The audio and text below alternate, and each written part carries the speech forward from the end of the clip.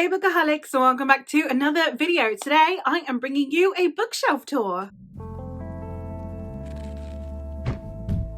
I am only going to be doing a tour of my main shelves. I do have some shelves in my kitchen that have like my YA, middle grade and miscellaneous books on it. One, it doesn't look as good.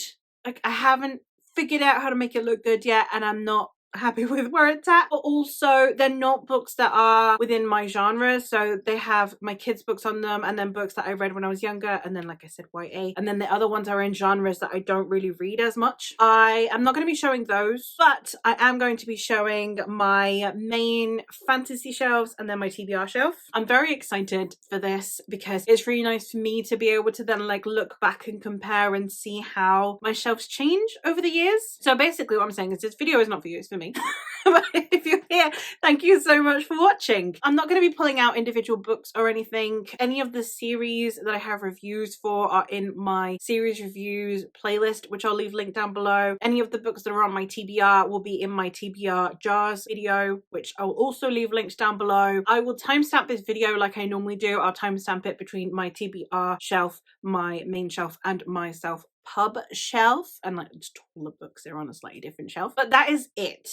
So let's get into some books. All right, here's a bit of an overview of the TBR shelves. They are, as you can see, quite full. I quite like having a selection of books that I can choose from. And yeah, these are all of my unread books. So let's go get a slightly closer. So up here we have the mythology shelf, which is mostly Greek retellings, but we've got some other stuff. This one is the first of my historical fiction shelves, which contains basically my stuff that is written by men. Continuing on to my second historical fiction shelf, these are all the ones written by women. My next shelf is my Spanish shelf. I do have one Spanish book which is up there because it didn't fit on this shelf, but this is all of my Spanish books. Moving on to my miscellaneous shelf, I have my literary fiction, thrillers, I have contemporaries, romances, anything that is not within my normal genres is on here. And then I can't get the camera any further down, my tripod doesn't go any lower, but down there I have, over on this side I have the non-fiction, and on this side I have classics. While I'm down here, the other bottom shelf that I have is some of my standalones and or first books in series that I kind of want to try out before continuing in the sci-fi and fantasy sphere. The next shelf is complete series, but they're in mismatched heights for some reason. Over here I have my Chaos Veloso ones, which are self-published. Then I have the Ascension series, which are in the American paperbacks. Then I have a few here that the series don't all match in size, and then I have the Tensoret series, which again is self-published. Over here I have some books that I am not going to be starting anytime soon. I have a few Anne Rice ones on here that are from series that I can't read yet for some reason, because I don't have the complete series or because it doesn't start here or whatever. And then I have first books in series that I want to get the entire series before I read them, etc. So this is my I can't read yet shelf. I also have here a second I can't read yet shelf for similar reasons. I could technically read The Coward and the Warrior, but I am trying to read Stephen Arion in publication order. But the rest are, I haven't got the first book, or in the case of the Cushiel ones, I want to read the Phaedra series before I read the Imriel series, etc. Over here I have the first shelf of series that I have. That's literally it. It's the first shelf of complete series that are in my series I want to binge section. So these are all ones that when I pick it out of the jar I will be reading the entire series consecutively unless I DNF it. Here we have the next shelf of series I want to binge, although Temeraire I don't know if I will binge or if I'll do like a book a month sort of situation. I haven't quite figured that one out yet. Another shelf of series up here, some of the ones I'm super excited for. I've got the Greenbone Saga over here, and obviously the Dandelion Dynasty over there, and then here another load of series that I want to get to. Super excited for some of the chunkier series. I've got this Jean M. Owl series that is massive, and then I've got the Jen Lyons one, which is also rather large. I have my Sanderson shelf going on up here. I'm trying to work my way through the Cosmere. So these are the ones I own so far. I am basically only missing the Stormlight books, which I'm hoping to get soon. And the last of the series shelves I have on here, I've actually got some sci-fi going on as well, which I don't have enough of. I really need to get more into sci-fi. And then finally we have the standalones here. This one technically is not a standalone, but I may be treating it as a standalone. Same goes for the Court of the Air and the Gargoyle, actually, for that matter. These are ones that can be read, I believe, as a standalone, so I'm going to treat as a standalone until further notice. Sorry about the glare from the ring light. There is literally nothing I can do about it because that's a window. But we have my Discworld books going on here. And then over there we have my In Death series by Nora Roberts or JD Robb over here. Next I have my Dark Tower series, my Game of Thrones or Song of Ice and Fire books, and my second copies of Robin Hobb books because I repurchased them so I could have all of those nice matching editions. And then on the bottom shelf here I've just got some mass market paperbacks going on. I've got my Queens of Frenthia, Name of the Wind, Night Angel. I've got all of the Julian May ones. I've got Empire by Raymond D. Feist. And then over there I've got some of my larger ones. I've got the World of Ice and Fire book. I've got an illustrated Narnia book, an illustrated Hobbit. I've got Dune, and then I have the Bitterbind series. And then here we have my main downstairs shelves. This is my fantasy and sci-fi shelves. I do also have a fantasy romance shelf going on there, but let's go get a closer look. All along the top, I have my board games. On this first shelf, I have dragon books. I have the Book of Dragons, I have the Chaos Veloso, Chronicles of the Bitch Queen, I have the Coppercat series, Fire of the Orange Tree, and the Lady Trent book.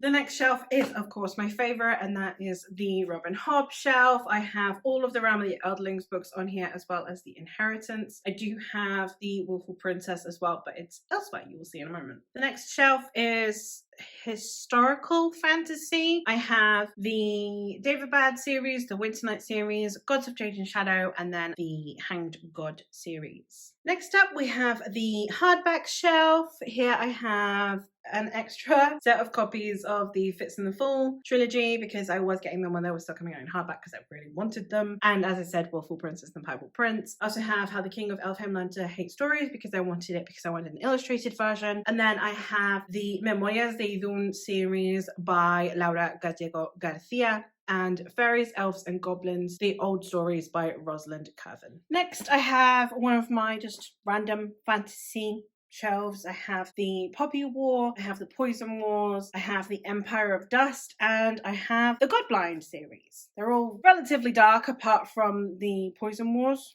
as well, so just intense fantasy. On my second author shelf, I have Joe Abercrombie. I only have the first law on here. I wasn't overly fussed about the Shattered Sea series, so it is literally just first law. Here I have some more literary fantasy. These are the ones that our literary fiction fans would also enjoy. They're not just for fantasy fans. I did still really love these, but they aren't quite your typical epic fantasy books, and I needed somewhere to put them all together, and this seemed like a sensible place to do so. Next, I have retellings. So I have classics retellings over here, and then over here I have the mythology retellings. Next, I have my Afrofuturism shelf. I do have the third Broken Earth series, but my husband is currently reading it. And then, yeah, these are my Afrofuturistic books. I've got Nnedi Okorafor, N.K. Jemisin, and Octavia E. Butler. Here I have my V. Schwab books, but then I also have the Greta Helsing ones because they kind of also gave me similar